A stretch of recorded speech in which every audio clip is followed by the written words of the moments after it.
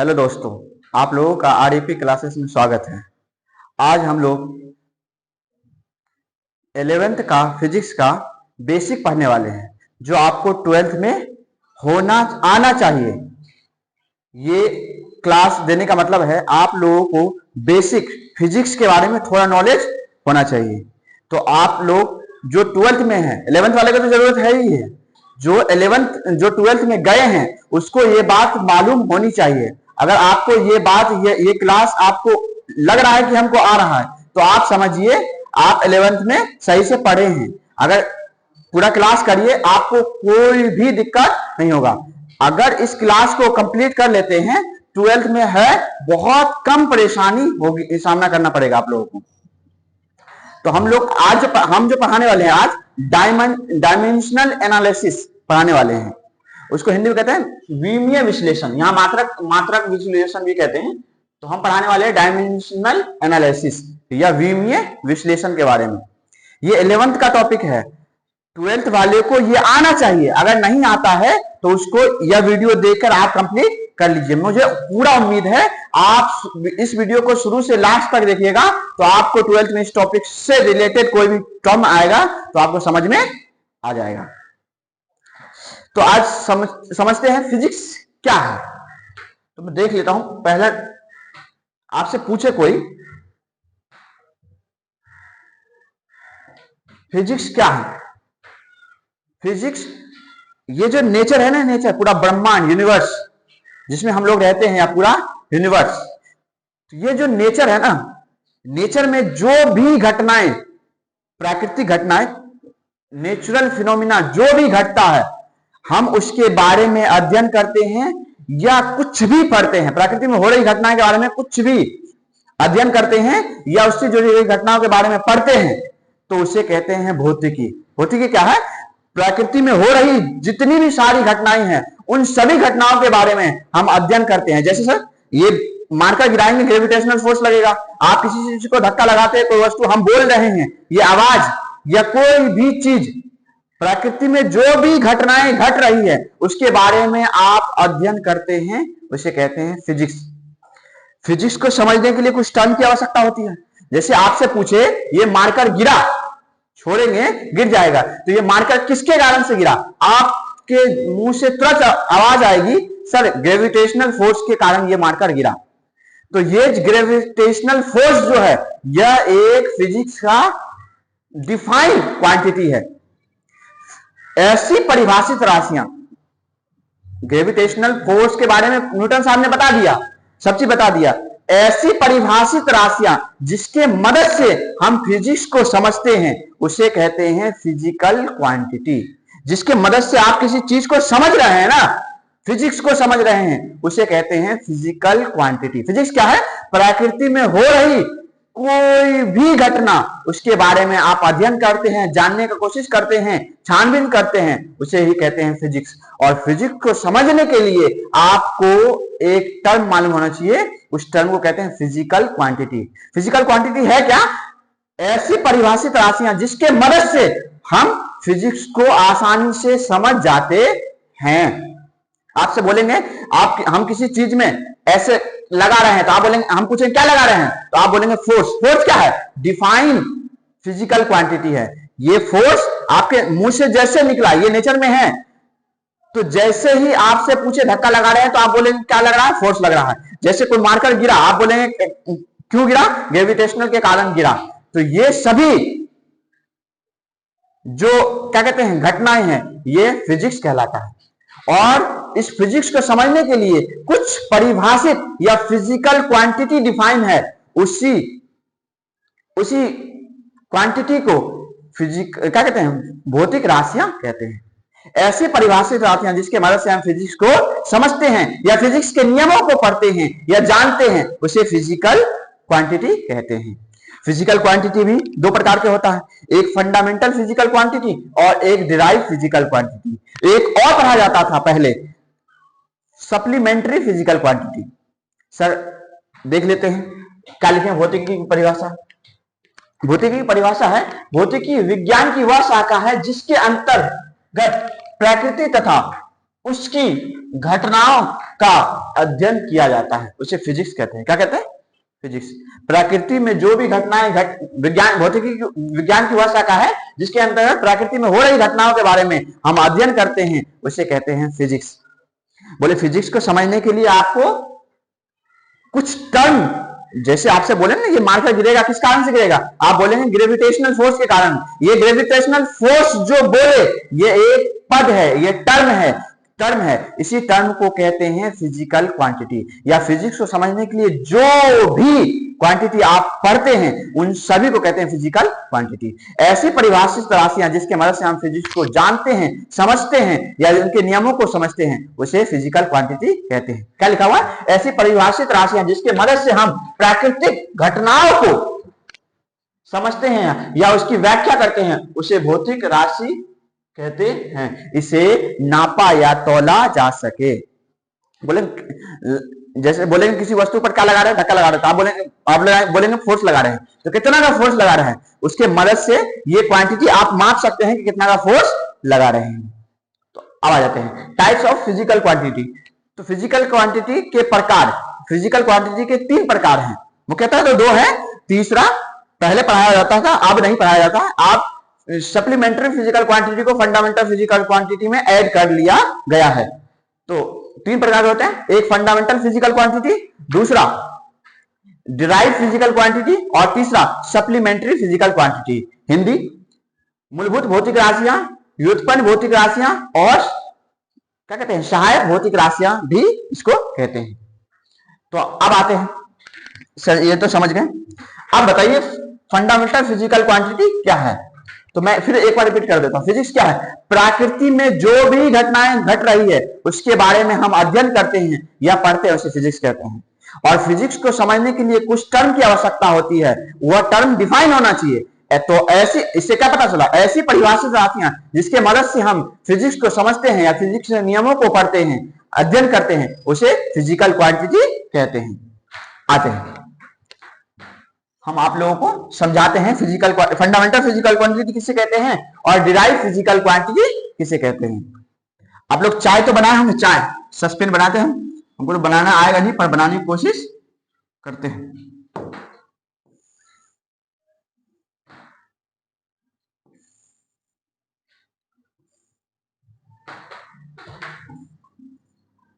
मान लीजिए ये सस्पेन है और इसमें चाय बनाना है। क्या बनाना है?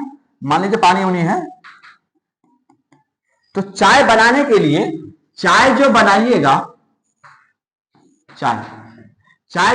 तो चाय को बनाने के लिए क्या क्या चीजों की आवश्यकता है आपको? आप जो चाय बनाइएगा, चाय बनाने के लिए आप लोगों को क्या क्या चीज की आवश्यकता है? आप बोलेंगे सर सबसे पहले गैस चूल्हा होना चाहिए। पता चले गैस चूल्हा है, सब चीज है, बनवे नहीं गैस है, गैस चूल्हा। तो सर साधारणतः क्या चाहिए? पानी चाहिए, पानी होना जरूरी है। आपको चीनी चाहिए, चीनी होना जरूरी है। आप दूध वाला चाय बना रहे हैं तो क्या कहते हैं, दूध चाहिए।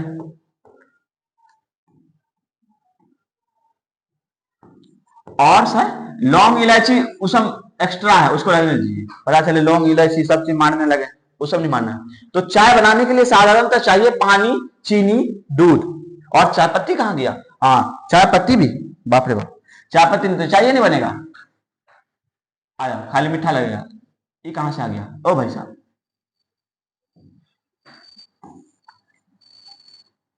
तो चाय बनाने के लिए पानी, दूध और चाय पत्ती और चीनी की आवश्यकता होती है।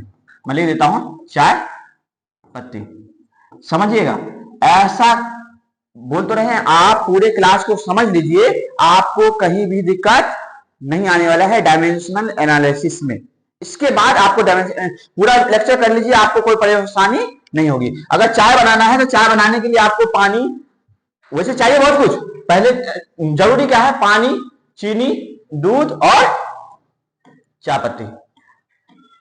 सर ये क्या बता रहे हैं? आप तो बता रहे थे फंडामेंटल फिजिकल क्वांटिटी, बताने लगे चीनी चाय पत्ती। चीनी चाय पत्ती से ही फंडामेंटल फिजिकल क्वांटिटी बनेगा। तो आपसे पूछते हैं, बताइए आप चाय किससे किससे मिलकर बना है? तो आप बोलिएगा सर चाय चाय तो इन चारों से मिलकर बना है, चाय इन चारों से मिलकर बना है। किन से? पानी से मिलकर बना है, चीनी से मिलकर बना है, दूध से मिलकर बना है और किससे? चाय पत्ती से मिलकर बना है। सर ये क्या बता रहे हैं? तो चाय जो है ये सभी से मिलकर बना है। अब पूछेंगे सर पानी, तो केमिस्ट्री में ना चला जाना कि हाइड्रोजन और ऑक्सीजन से मिलकर पानी बनता है, जल बनता है। नहीं, अभी मानो पानी किसी से मिलकर नहीं बना हुआ, पानी किसी से मिलकर या चीनी किसी से मिलकर नहीं बना हुआ, दूध किसी स्वतंत्र है, किसी से मिलकर नहीं बना हुआ। तो अब आ जाते हैं फंडामेंटल फिजिकल क्वांटिटी पर। तो ऐसी क्या कहते हैं फंडामेंटल फिजिकल क्वांटिटी कैसे? ऐसी भौतिक राशियां जो किसी भी भौतिक राशि पर निर्भर नहीं करती। मैं रिपीट करता हूं सेंटेंस को, ऐसी भौतिक राशियां जो किसी भी भौतिक राशि पर निर्भर नहीं करती है, जो स्वतंत्र होती है। पानी स्वतंत्र है, चाय से स्वतंत्र है, चीनी स्वतंत्र है, दूध स्वतंत्र है, चाय पत्ती भी स्वतंत्र है, लेकिन चाय स्वतंत्र नहीं है। चाय ये सभी पर डिपेंड है, ये चाय सभी पर डिपेंड है। तो हम बोल रहे हैं ऐसी भौतिक राशियां जो किसी भी भौतिक राशि पर निर्भर नहीं करती हैं, जो स्वतंत्र होती है, उसे कहते हैं मूलभूत भौतिक राशि। मूलभूत भौतिक राशि। तो मैं फिर से परिभाषा बोल देता हूं, याद नहीं करना है, समझना है। हम कह रहे हैं ऐसी भौतिक राशियां जो किसी भौतिक राशि पर निर्भर नहीं करती, जो स्वतंत्र होती है, ऐसे क्वांटिटी को, ऐसी राशि को कहते हैं फंडामेंटल फिजिकल क्वांटिटी कहते हैं, मूलभूत भौतिक राशियां कहते हैं। ये पूरे बोले दूगो अभी सप्लीमेंट्री फिजिकल क्वांटिटी में आता है सॉलिड एंगल और प्लेन एंगल, इन दोनों को छोड़ दीजिएगा तो फंडामेंटल फिजिकल क्वांटिटी 7 होते हैं। पूरे दुनिया में फंडामेंटल फिजिकल क्वांटिटी 7 होते हैं। सर कौन कौन? Mass, length, time, temperature, electric current, luminous intensity, amount of substance. मैं फिर से रिपीट करता हूं, mass, length, time, electric current, temperature और luminous intensity, amount of substance. Hindi में बोले, द्रव्यमान, लंबाई, समय, तापमान, ज्योति तीव्रता, पदार्थ की मात्रा और विद्युत धारा छूट गया था। तो ये ऐसी राशियां हैं, ऐसी भौतिक राशियां हैं जो किसी भी भौतिक राशि से मिलकर नहीं बनी है। ऐसी राशियां जो किसी भी भौतिक राशि से मिलकर नहीं बनी होती है, उसे कहते हैं मूलभूत भौतिक राशियां। उम्मीद है आप समझ गए होंगे मेरी बातों को। हम कह रहे हैं मूलभूत भौतिक राशियां किसे कहते हैं? तो ऐसी भौतिक राशियां जो किसी भी भौतिक राशि पर निर्भर नहीं करती है, ऐसी भौतिक राशियों को कहते हैं मूलभूत भौतिक राशि। जैसे पानी, चीनी, दूध और चाय, ये स्वतंत्र है, लेकिन चाय इससे स्वतंत्र नहीं है। चाय अगर कोई चाय है तो चाय में चीनी भी होगा, पानी भी होगा, दूध भी होगा और चाय पत्ती भी होगा।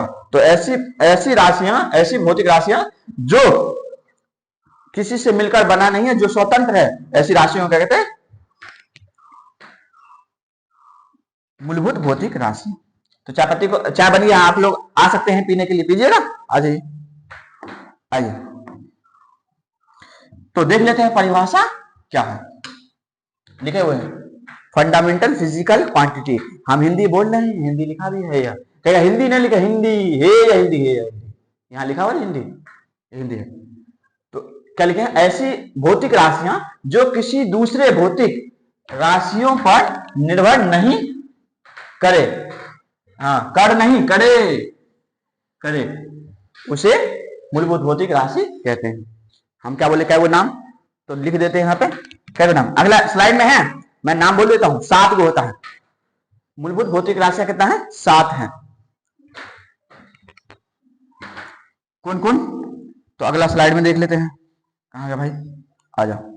ओह, आप लोगों को तकलीफ हो जाएगा फिर तो, आप लोग कहेंगे आगे पीछे, पर समझ लीजिए। चलो देखो कोई बात नहीं।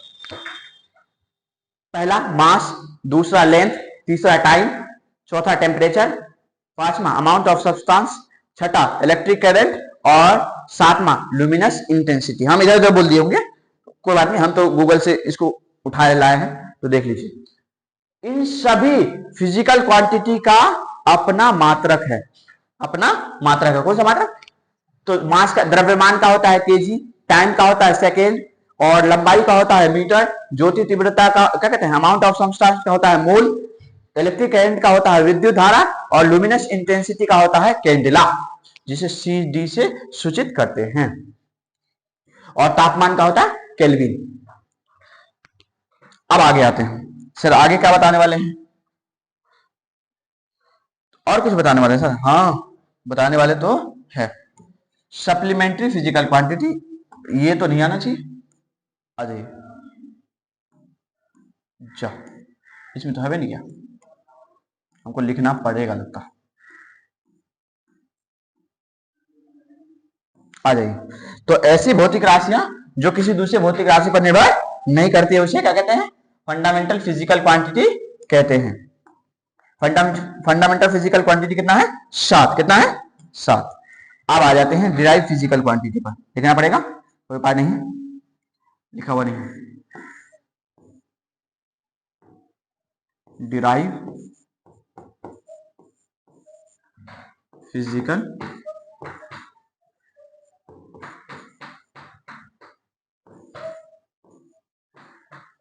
क्वांटिटी।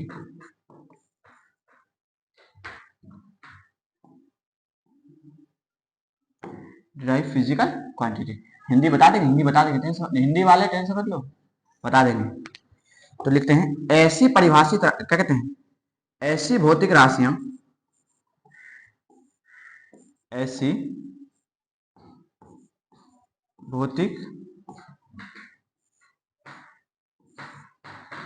राशियां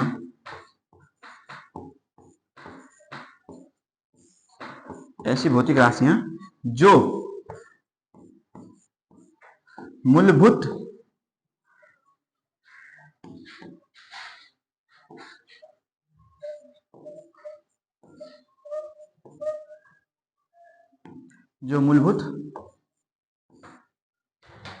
मूलभूत भौतिक राशि से मिलकर बनी होती है।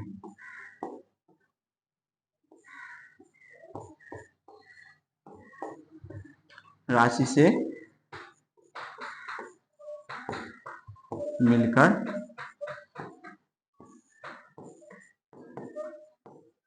बनी होती है। ऐसी भौतिक राशियां जो क्या कहते हैं? मूलभूत भौतिक राशियों से मिलकर बनी होती है, उसे क्या कहते हैं? व्युत्पन्न भौतिक राशि कहते हैं। व्युत्पन्न भौतिक, आ गया हिंदी, व्युत्पन्न भौतिक राशि कहते हैं।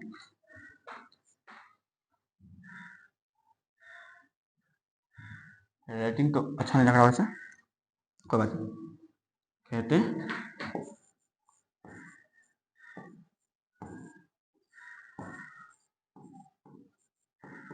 आ जाओ, हम क्या बोले? ऐसी भौतिक राशियां जो किसी दूसरे भौतिक राशि पर निर्भर नहीं करती हो, उसे कहते हैं मूलभूत भौतिक राशि। और ऐसी भौतिक राशियां जो मूलभूत भौतिक राशि से मिलकर बनी है, जो मूलभूत भौतिक राशि से मिलकर बनी है, उसे क्या कहते हैं? व्युत्पन्न भौतिक राशि। व्युत्पन्न भौतिक राशि कहते हैं। आ जाइए सर, इसके बारे में कुछ बता दें क्या क्या होता है? तो ऐसा कोई बोले ना, 7 के अलावा फिजिक्स में मूलभूत भौतिक राशियां कितना? 7। Mass, length, time, electric current, temperature, luminous intensity, amount of substance. इन 7 के अलावा फिजिक्स में कोई भी टर्म, इन 7 के अलावा फिजिक्स में आप कोई भी टर्म पढ़ते हैं, वह सभी फिजिकल क्वांटिटी एक डिराइव फिजिकल क्वांटिटी है। फिर से मैं रिपीट करता हूं, फंडामेंटल फिजिकल क्वांटिटी 7 हैं, दुनिया में 7 ही है। उन 7 के अलावा जो भी फिजिकल क्वांटिटी आप पढ़ते हैं, उन सभी को किसमें रखा गया है? डिराइव फिजिकल क्वांटिटी में रखा गया है। तो थोड़ा लिखने के लिए लिखने की चाहो तो एग्जांपल में आप लिख सकते हो। क्या लिखोगे?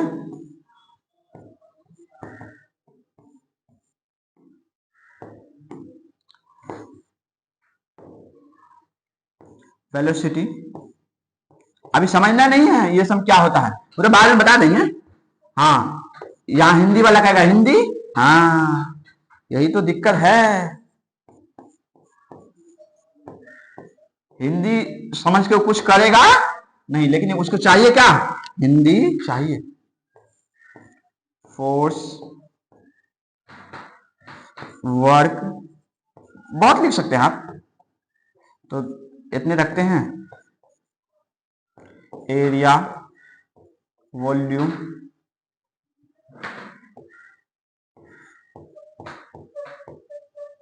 रहने चाहिए इतने, डॉट डॉट डॉट यूटीसी कर दीजिए, आ जाए। तो ऐसी भौतिक राशियां जो मूलभूत भौतिक राशि से मिलकर बनी होती है उसे क्या कहते हैं? मूलभूत, क्या कहते हैं? डिराइव फिजिकल क्वांटिटी कहते हैं। तो क्या सर ये सभी राशि जो है ये क्या कहते हैं? मूलभूत भौतिक राशि से मिलकर बनी है? जी हाँ, ये सभी राशि मूलभूत भौतिक राशि से मिलकर बनी है, कोई दिक्कत नहीं। तो फिर आज आ जाते हैं, फिर बात करते हैं फिजिक्स किसे कहते हैं? प्रकृति में जो भी घटनाएं घट रही है उसके बारे में अध्ययन करते हैं, उसे फिजिक्स कहते हैं। फिजिक्स को समझने के लिए कुछ डिफाइंड क्वांटिटी की आवश्यकता होती है, समझने की आवश्यकता होती है। तो उसी डिफाइंड क्वांटिटी को कहते हैं फिजिकल क्वांटिटी। ऐसी परिभाषित आते हैं जिसकी मदद से हम फिजिक्स को समझते हैं या उसके नियमों को पढ़ते हैं, उसके बारे में अध्ययन करते हैं, उसे फिजिकल क्वांटिटी कहते हैं। फिजिकल क्वांटिटी भी तीन प्रकार के बोले, fundamental physical quantity, derive physical quantity और सप्लीमेंट्री फिजिकल क्वांटिटी। अब सप्लीमेंट्री फिजिकल क्वांटिटी को फंडामेंटल फिजिकल क्वांटिटी में ऐड कर दिया गया है। अब आगे आते हैं, तो फंडामेंटल फिजिकल क्वांटिटी किसे कहते हैं? ऐसी भौतिक राशियां जो किसी भौतिक राशि पर निर्भर नहीं करती हो, जो स्वतंत्र हो, उसे मूलभूत भौतिक राशि कहते हैं या फंडामेंटल फिजिकल क्वांटिटी कहते हैं। और ऐसी भौतिक राशियां जो मूलभूत भौतिक राशि से मिलकर बनी होती है उसे डिराइव फिजिकल क्वांटिटी कहते हैं। पूरे संसार में सात फिजिकल क्वांटिटी है और दो सप्लीमेंट्री वाला जोड़ दोगे तो 9 हो जाएगा। तो 7 फिजिकल फंडामेंटल फिजिकल क्वांटिटी है। इसके अलावा जितना भी फिजिकल क्वांटिटी बना होगा वह इसी से बनेगा, इसे कहते हैं डिराइव फिजिकल क्वांटिटी। तो ऐसी परिभाषित ऐसी भौतिक राशियां जो मूलभूत भौतिक राशि से मिलकर बनी होती है उसे डिराइव फिजिकल क्वांटिटी कहते हैं। अब आ जाते हैं बात, तो एक बार देख लीजिए, फंडामेंटल फिजिकल क्वांटिटी बता भी दिए थे क्या? Mass, length, time, electric and temperature, luminous intensity, amount of substance. Mass का SI मात्रक क्या होता है? केजी, समय का सेकेंड, और क्या कहते हैं? तापमान का केल्विन, इलेक्ट्रिक एंड का विद्युत, क्या कहते हैं? इलेक्ट्रिक एंड का एम्पियर, और ज्योति तीव्रता का कैंडेला, और अमाउंट ऑफ सब्सटेंस का मोल होता है, यहाँ लिखा हुआ है। अब आ जाते हैं, सर और कुछ बताने वाले हैं? जी हाँ, अब तो वही, अब इसके बारे में समझ लीजिए। ऐसी भौतिक राशियां जो, ये सहायक राशि हैं, ऐसी भौतिक राशियां जो क्या कहते हैं? ऐसी जो मूलभूत भौतिक राशियों तथा व्युत्पन्न भौतिक राशियों की सहायता करता है। तो ऐसी राशि जो दोनों फंडामेंटल और डिराइव दोनों भौतिक राशियों को सहायता प्रदान करता है उसे सप्लीमेंट्री फिजिकल क्वांटिटी कहते हैं। ये भी दो प्रकार के होते हैं, there are 2 types of supplementary physical quantity. एक मैं लिख देता हूं, ऐसे पढ़ाऊंगा नहीं, अगले दिन चलेगा इसका क्लास, नहीं तो लंबा हो जाएगा क्लास। तो कौन कौन होता है? एक तो होता प्लेन एंगल,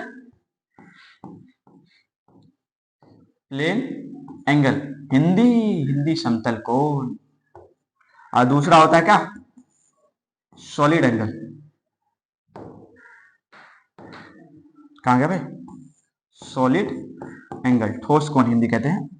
आप लोग तो समझदार, इतना समझते हैं मत आ जाइए। प्लेन एंगल का SI मात्रक होता है रेडियन, और सॉलिड एंगल का SI मात्रक होता है स्टेरेडियन। इसके बारे में अगले क्लास में चर्चा करेंगे, होगा तो बता देंगे। अभी आपको जरूरत है फंडामेंटल फिजिकल क्वांटिटी। अब आते हैं आज के मेन पर्पस के, आज की क्लास के मेन पर्पस पर आते हैं।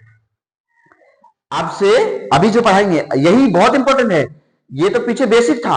अब जो मैं बताने वाला हूं ये बहुत इंपॉर्टेंट है, बहुत बहुत बहुत इंपॉर्टेंट है। 12th में बच्चा चला जाता है, उसको पता नहीं चलता है लेंथ का डायमेंशन फॉर्मूला क्या होता है। 12th में चले जाता है, वेलोसिटी का SI मात्रक नहीं पता होता है। 12th में चले जाता है, वेलोसिटी का डायमेंशन फॉर्मूला नहीं पता होता है। इसीलिए हम ये क्लास दे रहे हैं। आ जाइए, तो गौर से समझिएगा मैं जो समझा रहा हूं। आ जाइए,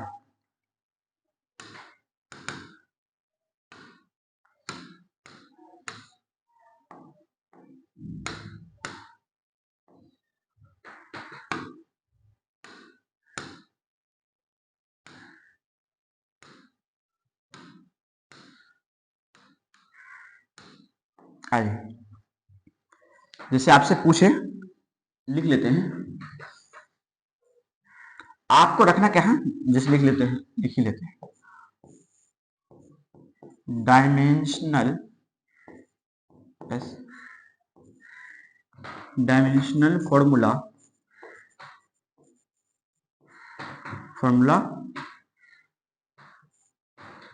किसका किसका डायमेंशनल फॉर्मूला, तो ध्यान से देखिएगा। आपको रखना कितना, 3, अरे 4 हो गए, याद कर लीजिए ना, पूरा इंटर उसी में खत्म हो जाएगा। बस 4 हो गए याद रखना है। कौन कौन सा, आप मास का रख लीजिए। मास का डायमेंशनल फॉर्मूला जो होता है उसे कहते हैं कैपिटल एम। सर ये क्या बड़ी ब्रैकेट बना दिए, बिग ब्रैकेट या क्लोज ब्रैकेट। तो ये डायमेंशनल फॉर्मूला को लिखने का स्टाइल है, अपना अपना स्टाइल होता है ना, तो वैसे ही डायमेंशनल फॉर्मूला को लिखने का स्टाइल है। उसके बाद सर किसको याद करना, लेंथ को। तो लेंथ का क्या कहते हैं, मास का होता है एम, सॉरी ध्यान रखिएगा, हमसे गलती हो गया है, ध्यान दीजिएगा। मास का डायमेंशनल फॉर्मूला क्या होता है, कैपिटल एम, और लेंथ का होता है कैपिटल एल। और सर और कुछ 4 बोले हैं आप, तो ये तो लिख रहे हैं। और समय का टाइम, समय का होता है टी, इसके पहले अक्षर को ले लीजिए ना। और क्या, इलेक्ट्रिक करंट का लिख लीजिए, अच्छा रहेगा, काम आएगा ना पूरे इंटर में। बस इतना ही याद रख लीजिए, आपका पूरा इंटर 11th और आगे जो कंपटीशन दीजिएगा उसमें भी काम आ जाएगा। इतना आप याद कर लीजिए, बस 4 गो सर, हाँ 4 गो, बस इसी का डायमेंशन फॉर्मूला आप याद कर लीजिए ना, आपको कोई टेंशन नहीं होगा।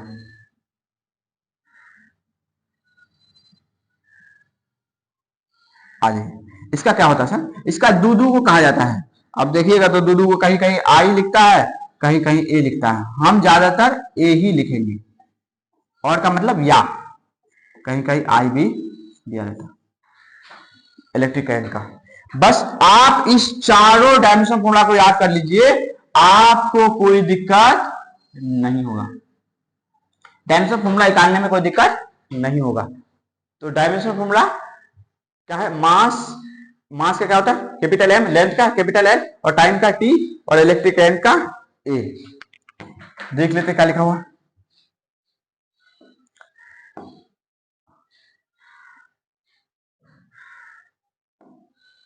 तो हम आज पढ़ने वाले क्या थे, अगर याद हो तो क्या देखिए, क्या था, डायमेंशनल एनालिसिस, यहां लिखा ना, डायमेंशनल एनालिसिस के बारे में पढ़ने वाले हैं। तो वो क्या होता है, क्यों पढ़ते हैं सर, ये बात आएगी ना, डायमेंशनल एनालिसिस क्यों पढ़ते हैं। तो हम आपको बोल रहे हैं, जितनी भी डिराइव फिजिकल क्वांटिटी होती है वो फंडामेंटल फिजिकल क्वांटिटी से मिलकर बनी हुई है। हम पूछेंगे बताओ तो कैसे बनी हुई है, कैसे कितना कितना बनी हुई है, आपको सर उसी को बताने के लिए वो कितना फंडामेंटल फिजिकल, कोई भी डिराइव फिजिकल क्वांटिटी किन किन फंडामेंटल फिजिकल क्वांटिटी से मिलकर बना है, उसी को समझने के लिए या बताने के लिए जो पढ़ते हैं उसे कहते हैं डायमेंशनल एनालिसिस। या किसी भी डिराइव फिजिकल क्वांटिटी को फंडामेंटल फिजिकल क्वांटिटी में बदलने के लिए, व्यक्त करने के लिए पढ़ते हैं उसे कहते हैं डायमेंशन एनालिसिस। इसको हिंदी में कहते हैं विमीय विश्लेषण। परिभाषा क्या है, जैसा कि हम नहीं, हम जानते हैं, आप लोग तो वैसे सब चीज जानते। अरे ये वो हम काट देते हैं, जैसा कि हम जानते हैं, हैं। अरे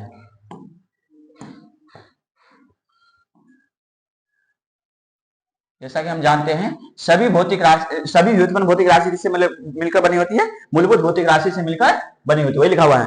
जैसे हम जानते हैं सभी व्युत्पन्न भौतिक राशियां किसी न किसी मूलभूत भौतिक राशि पर निर्भर करती है। तो हम चाहते हैं कि व्युत्पन्न भौतिक राशि को मूलभूत भौतिक राशियों के पदों में व्यक्त करते हैं, जो करते हैं उसी को व्यक्त कैसे किया जाता है, उसी को जानने के लिए डायमेंशनल एनालिसिस का अध्ययन करते हैं। नीचे लिखा हुआ, किसी व्युत्पन्न भौतिक राशि को मूलभूत भौतिक राशियों के पदों में व्यक्त करना ही डायमेंशनल या विमीय विश्लेषण कहलाता है।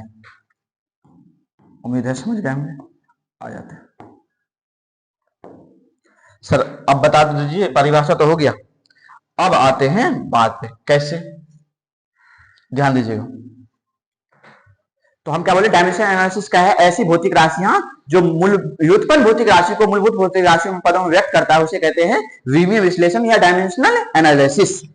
अब आते हैं कैसे बदलते हैं। तो आप लोगों को तो फॉर्मूला याद होगा किसका, स्पीड का। पहला ध्यान रखिएगा, स्पीड का फॉर्मूला क्या था, डिस्टेंस अपॉन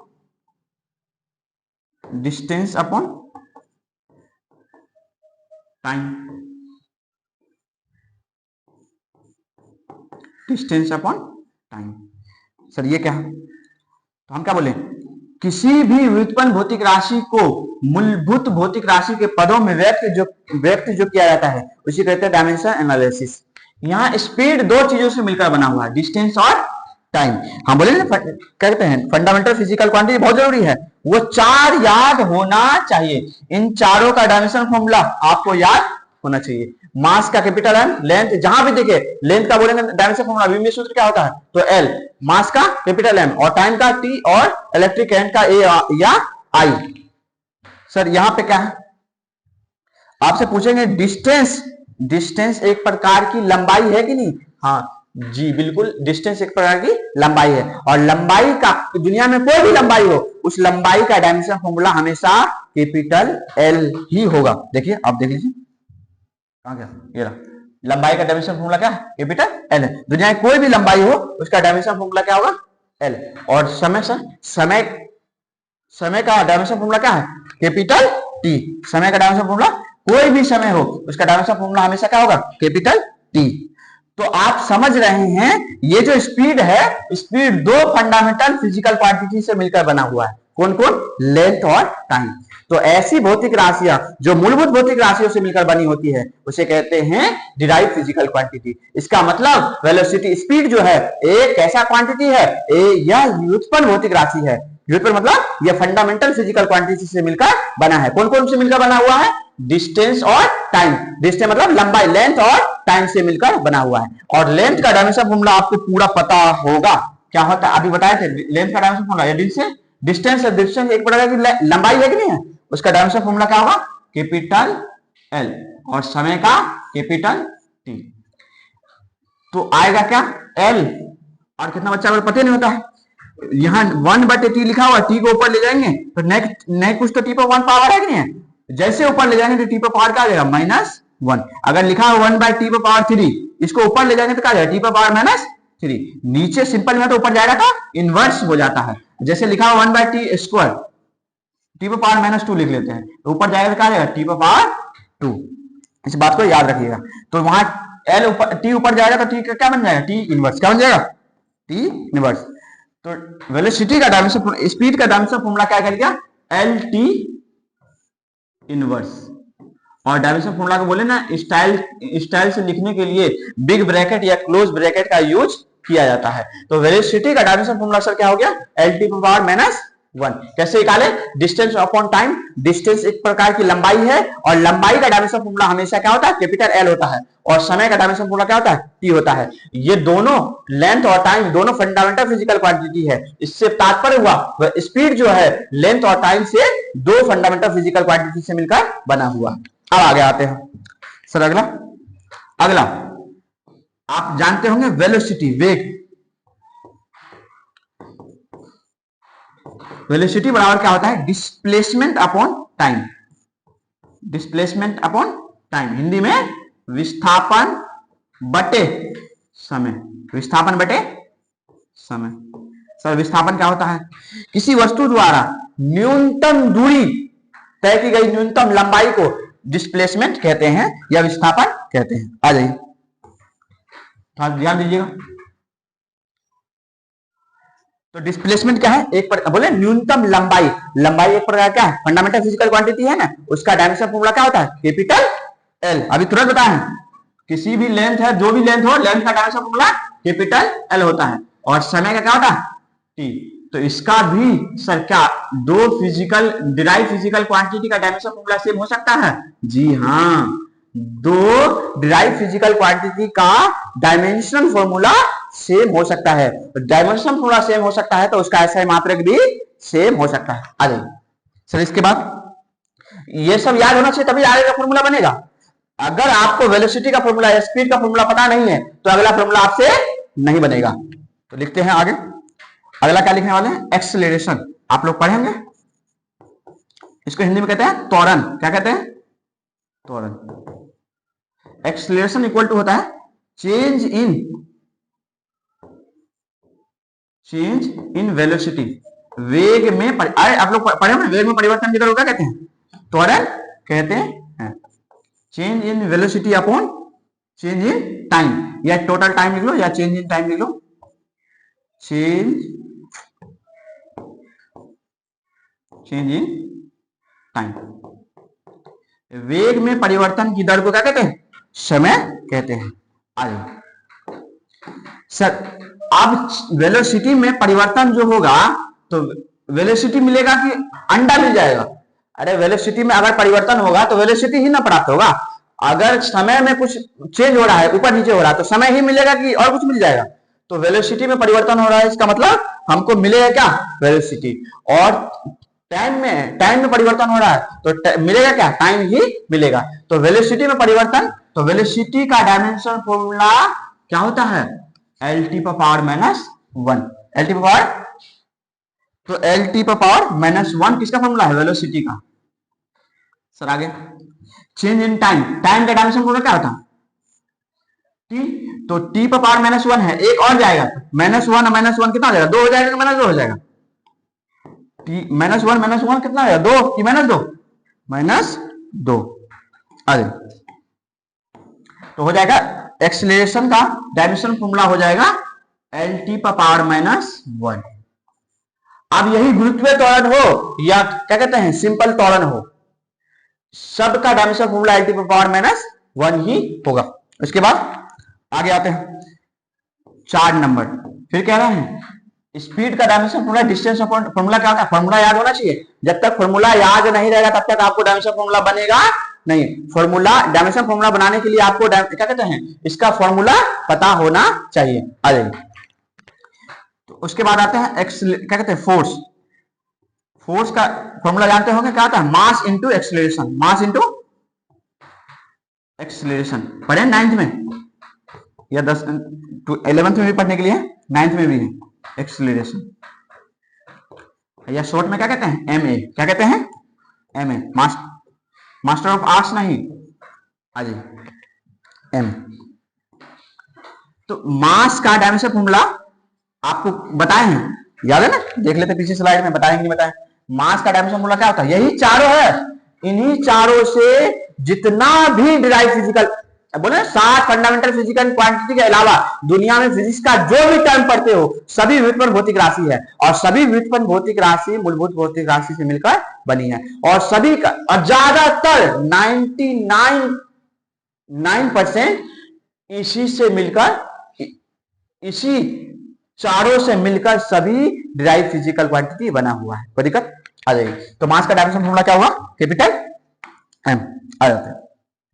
तो यहां क्या हो जाएगा, इसका मास का हो जाएगा कैपिटल एम, और त्वरण का तो अभी याद, अभी लिखा है ना, ये रहा। त्वरण का डायमेंशन फॉर्मूला क्या होता है, lt पर पावर -1। तो आपको क्या निकल जाएगा, lt पर पावर -2, हम गलती से बोल दिए। तो त्वरण का डायमेंशन फॉर्मूला आपको क्या निकल जाएगा, lt पर पावर -2। तो फोर्स का डायमेंशन फॉर्मूला क्या निकल गया आप लोगों को, m lt पर पावर -2। इतना वीवीआई आप सोच भी नहीं सकते, बहुत वीवीआई। m lt पर पावर -2, ये बोर्ड पर जो लिखा हुआ है ये यही है। दुनिया का कोई भी फिजिकल क्वांटिटी का या डिराइव फिजिकल क्वांटिटी का फॉर्मूला निकालोगे ना, ये चारों, एक और है वो याद नहीं रहेगा तो अगला डिराइव, कोई भी डिराइव फिजिकल क्वांटिटी का फॉर्मूला आप नहीं निकाल सकते। ये चारों जैसे भी हो, आपको 4 बार बनाओ, 10 बार बनाओ, और इसको याद होना चाहिए। जब तक ये याद नहीं होगा अगला डिराइव फिजिकल क्वांटिटी या डिराइव फिजिकल क्वांटिटी का डायमेंशन फॉर्मूला आप निकाल नहीं सकते, इसलिए इसको याद होना चाहिए। अगला सुन, अगला आते हैं, अगला वर्क, कार्य। जानते होंगे आप लोग कार्य क्या होता है, फोर्स इंटू डिस्प्लेसमेंट को कहते हैं कार्य। फोर्स इंटू डिस्प्लेसमेंट को कहते हैं कार्य। देखिए फोर्स इंटू डिस्प्लेसमेंट को क्या कहते हैं, कार्य।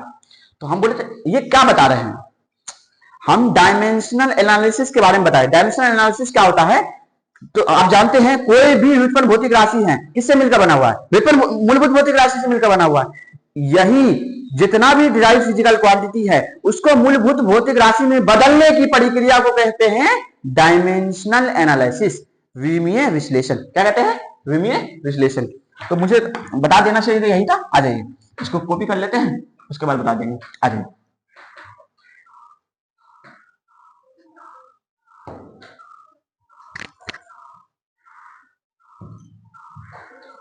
इसको बाद में बताते हैं, पहले समझ लीजिए। आ जाइए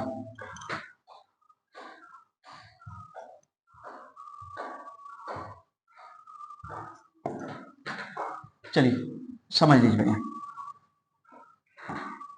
सर। आ जाइए, ये जो यहां से यहां तक ये क्या था, स्पीड क्या है, किससे मिलकर बना हुआ, डिस्टेंस और टाइम।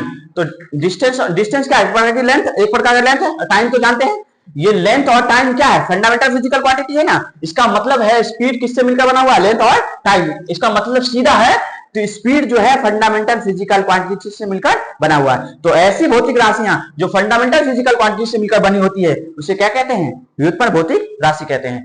और वही किसी भी व्युत्पन्न भौतिक राशि को फंडामेंटल फिजिकल क्वांटिटी में बदलने की प्रक्रिया या प्रोसेस को ही कहते हैं डायमेंशनल एनालिसिस, विमीय विश्लेषण। तो देखो पहले डिस्टेंस अपॉन टाइम था, स्पीड को किस में बदले, L T power minus one. L क्या है, लेंथ, और टी क्या है, टाइम। ये क्या है, दोनों क्या है, डायमेंशन क्या कहते हैं, फंडामेंटल फिजिकल क्वांटिटी है ना।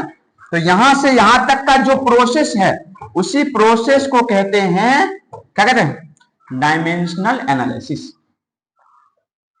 क्या कहते हैं, डायमेंशनल एनालिसिस, हिंदी में विमीय विश्लेषण।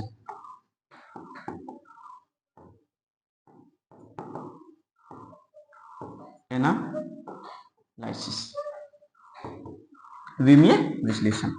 सर और कुछ, हाँ ये जो, इसको मैं थोड़ा अच्छा से लिख दूं, ये जो पावर -1 दिख रहा है ना, ये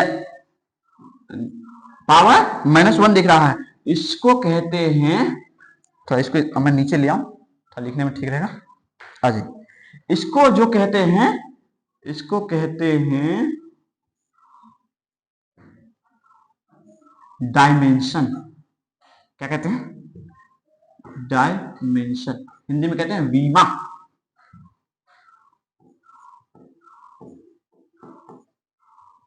विमाएं या विमा। सर आगे, और ये क्या है सर, आप इसको क्या कहिएगा, ये जो है ये है डायमेंशनल फॉर्मूला। क्या है, डायमेंशनल, डायमेंशनल फॉर्मूला। और कुछ सर, तो किसी भी डिराइव फिजिकल क्वांटिटी को फंडामेंटल फिजिकल क्वांटिटी के में बदलने की प्रक्रिया को या प्रोसेस को क्या कहते हैं, डायमेंशनल एनालिसिस। और ये जो इकला, ये इसी को कहते हैं डायमेंशनल फॉर्मूला। और किसी भी फंडामेंटल फिजिकल क्वांटिटी पर जो पावर होता है, जो घात होता है, उसे कहते हैं डायमेंशन। क्या कहते हैं, डायमेंशन। मैं एक और स्लाइड लेकर बता दूं तो थोड़ा टेंशन कम हो जाएगा। आ जाइए, जैसे आपको बताएं, अभी बताए थे, वेलोसिटी बराबर क्या होता है, displacement upon time. Displacement upon, क्या मक्खी आ गया, अपॉन टाइम।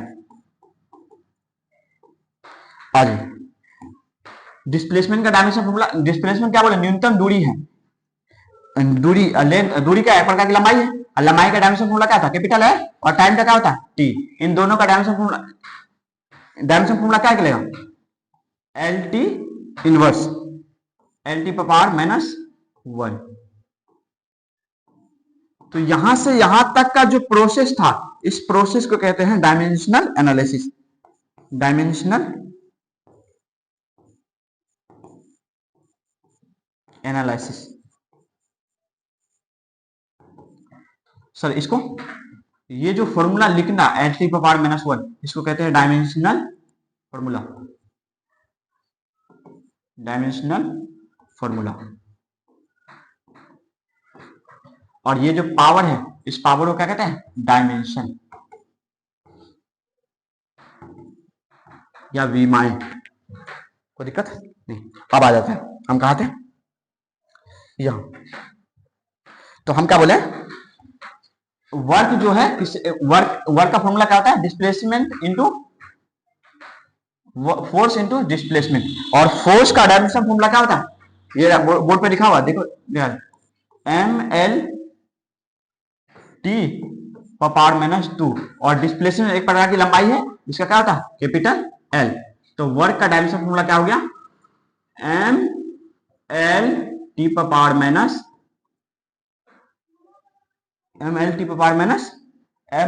ना होगा, L गुना L, L², ml² t power -2। तो वर्क का डायमेंशन फॉर्मूला क्या आ गया? ml² t power -3।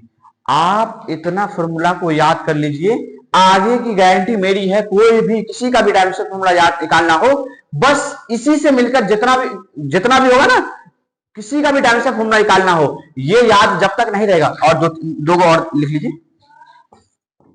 एरिया, आपसे पूछे एरिया किससे मिलकर बना हुआ? लेंथ इंटू ब्रीथ कहते हैं ना, लेंथ इंटू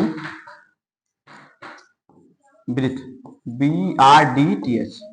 लंबाई गुना चौड़ाई, एरिया का लंबाई गुना चौड़ाई। तो लंबाई एक प्रकार की लेंथ है, इसका डायमेंशन फॉर्मूला L। और ब्रीथ तो चौड़ाई क्या है? प्रकार की लंबाई है, तो उसका भी डायमेंशन फॉर्मूला क्या है? L। और L गुना L क्या होगा? और L²। और वॉल्यूम क्या होता है? लंबाई गुना चौड़ाई गुना ऊंचाई, उसका डायमेंशन फॉर्मूला L³ हो जाता है। आप बस इतना फॉर्मूला को याद कर लीजिए, और बाकी गारंटी मेरी रही, आप जिसका डायमेंशन फॉर्मूला निकालना चाहें आराम से निकाल सकते हैं।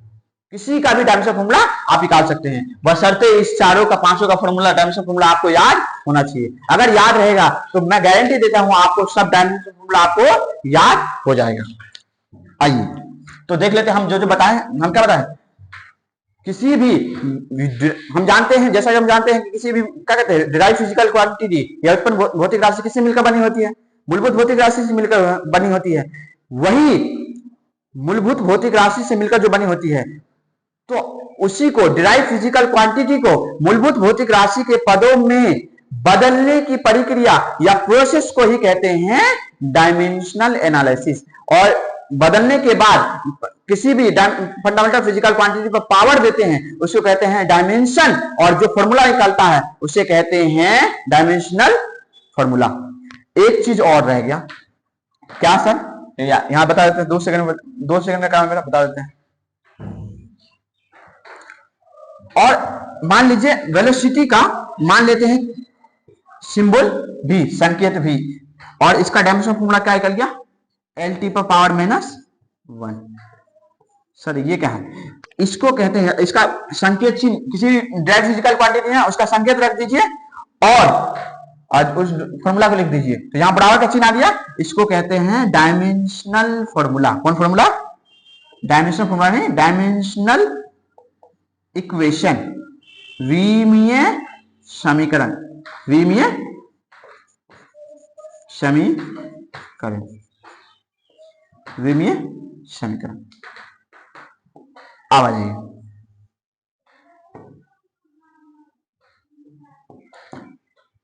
विमीय समीकरण। तो आपको तो समझ में आ गया होगा। हम पहले देख लेते हैं, उसके बाद आपको कहानी सुनाते हैं। एक कहानी, बहुत अच्छी कहानी है। क्या लिखा हुआ, जैसा दिखा दे रहा होगा आप लोगों को। जैसा कि हम जानते हैं, सभी व्युत्पन्न भौतिक राशियां किसी न किसी मूलभूत भौतिक राशियों पर निर्भर करता है। तो हम चाहते हैं कि व्युत्पन्न भौतिक राशि को मूलभूत भौतिक राशियों के पदों में व्यक्त किया जाए। इसी को कहते हैं डायमेंशनल एनालिसिस। किसी व्युत्पन्न भौतिक राशि को मूलभूत भौतिक राशियों के पदों में व्यक्त करने की विधि को या प्रोसेस को ही कहते हैं क्या? Dimensional analysis. अगला, ये तो बता दिए। उसके बाद आ जाते हैं, डायमेंशन फॉर्मूला क्या है? ऐसा सूत्र जो किसी व्युत्पन्न भौतिक राशि को मूलभूत भौतिक राशियों के पदों में व्यक्त करता है, विमीय सूत्र कहलाता है। मैं समझा दिया हूं आपको। डायमेंशन क्या है? किसी व्युत्पन्न भौतिक राशि को मूलभूत भौतिक राशियों के पदों में व्यक्त करने के लिए अलग अलग मूलभूत भौतिक राशियों पर घात चढ़ाना पड़ता है। इसी घात को क्या कहते हैं? विमा कहते हैं या विमाएं कहते हैं।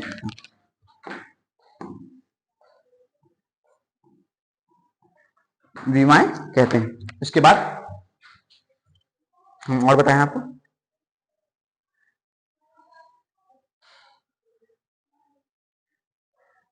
हम बोल ही देते हैं, यहां तो लिखा हुआ नहीं है। डायमेंशन बता दिया। हाँ, डायमेंशनल इक्वेशन, जब किसी व्युत्पन्न भौतिक राशि को, संकेत को, व्युत्पन्न भौतिक राशि के संकेत, अभी वेलोसिटी का लिए थे ना भी, संकेत को इसके विमीय सूत्र के साथ बराबर के चिन्ह के उपयोग से व्यक्त किया जाता है तो एक समीकरण प्राप्त होता है। ऐसे समीकरण को विमीय समीकरण कहते हैं। तो बोले आप लोगों को एक कहानी सुनाएंगे। कहानी कौन सा? एक बाप और बेटा, गधा होता ना, गधा, गधा को रास्ते में लेकर जा रहे थे। मान लीजिए लालपुर में जा रहे थे, एक गरीब आदमी था, उसका बेटा साथ में था, लेके जा रहे थे। जब रास्ते में जा रहे थे तो लोग देखा, लालपुर का लोग देखा, बोला गधा है तब भी पैदल चल रहा है, गधा है तब भी पैदल चल रहा है। तो बाप बेटा क्या किया, बात तो सही है, गधा तो है, हम लोग पैदल जा रहे हैं। तो बाप बेटा दोनों का हुआ, गधा पे चढ़ गया, बाप बेटा दोनों गधा पे चढ़ गया। फिर धीरे धीरे धीरे सिंहेश्वर पार किया, आगे गया, सिंहेश्वर आया। तो सिंहेश्वर में लोग कहता कैसन आदमी छे, गोरा बैठल छे, बाप बेटा दोनों बैठल छे, एको रति माया नहीं आवे छे। इसको लगा बात तो सही है, दोनों आदमी बैठ गए हैं, माया, बाप बैठ गया, बेटा उतर गया। धीरे धीरे धीरे सिंहेश्वर का सुखासन आया। जैसे सुखासन आया तो सुखासन का लोग कहता है कि कैसन आदमी छे, बाप गधा बैठल छे और बेटा पैदल चल रहे हैं। लगा बात तो सही है, बेटा पैदल चल रहा है, बाप घोड़ा पे है। तो बाप उतर गया, बेटा को चला दिया। धीरे धीरे सौगर आया, सौगर गया तो सौगर में पता चला, लोग देखा तो बोला कैसन बेटा छे, बाप पैदल चल रहे हैं, बेटा गधा पर बैठल छे। कहानी हो गया खत्म। मजा तो आया होगा। अब बताते हैं कहानी का निष्कर्ष। कहानी तो ऐसे ही मजा के लिए होता है, कहानी का असल मकसद ही होता है, उसका पर्पस क्या है, समझाने का पर्पस। तो आप अपने जीवन में कुछ भी कर रहे होंगे ना, तो आपको ज्ञान देने भतेरे आएंगे, जिसको ज्ञान नहीं होगा तो भी ज्ञान देगा। अच्छा, लास्ट कहानी का सौगर तक पहुंचा। सौगर में बोला बेटा बैठा हुआ है और बाप चल रहा है। तो अब दोनों बाप बेटा किया, दोनों उतर गया, गधा को टांग बांध दिया और लटका के कंधा पर चलने लगा। आप जब तक दूसरों को सुनते रहेंगे आप जलील होते रहेंगे। जिस दिन आप अपना सुनना स्टार्ट कर दिए, अपने लिए कुछ करना स्टार्ट कर दिए, दुनिया को भूल गए, या कुछ भी कीजिए, अच्छा कीजिए, दुनिया को भूल जाइए और आप देखिए किसी भी क्षेत्र में आप सफलता प्राप्त कर सकते हैं, लेकिन दूसरे का सुनना नहीं। दो लोग बहुत बोलेंगे, आस पड़ोस के, समाज के, घर के, उधर के लोग बहुत बोलेंगे कि बहुत कुछ बोलेंगे, लेकिन आप उस बात पर कैसे रिएक्ट करते हैं, ये बात मैंने है। आप उसी बात को अलग तरीका से ले सकते हैं। तो उस आदमी की तरह किसी बात पर रिएक्ट मत कर लीजिएगा। आप अपने जीवन में किसी भी चीज पहले अंदर से देखिए, सही बात है तो करना है, पहले सब चीज देख लीजिए, कुछ भी कीजिए, लेकिन आपकी अंदर आत्मा या अंतर आत्मा आपको कहे ये बात सही है, ये चीज करना चाहिए, तो आप दुनिया में किसी का सुनना आपको नहीं है, आपको कर देना है। लेकिन आपको अंतर आत्मा ये गिल्टी फील ना हो बाद में कि ये गलत है, ये नहीं करना चाहिए। आप बात समझ लीजिए, बात याद रख लीजिए, दुनिया में बतेरे लोग आपको ये कहेंगे ये कर लो वो कर लो, आप अंदर से देखिए आप करना क्या चाहते हैं, आप क्या कर सकते हैं, अपने अंतर आत्मा से पूछिए, आपको जो सही लगे वो कीजिए। आज के लिए इतना ही, अगले क्लास में मिलते हैं। थैंक यू सो मच इस प्लेटफॉर्म पर आने के लिए, धन्यवाद।